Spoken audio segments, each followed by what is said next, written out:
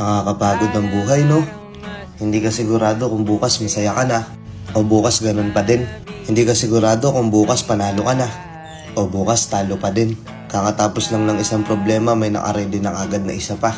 Tapos minsan parang bawal kang maging masaya. Every time na lang na nakakaramdam ka ng biglaang saya, parang nauudlot. To the point na natatakot ka ng maging masaya ulit. Kasi alam mong wala pang isang oras, wala pang ilang minuto, may kalungkutan na agad nakapalit. Siguro maswerte na rin tayo kasi kahit papano may lakas tayo ng loob na lumaban na lang ulit.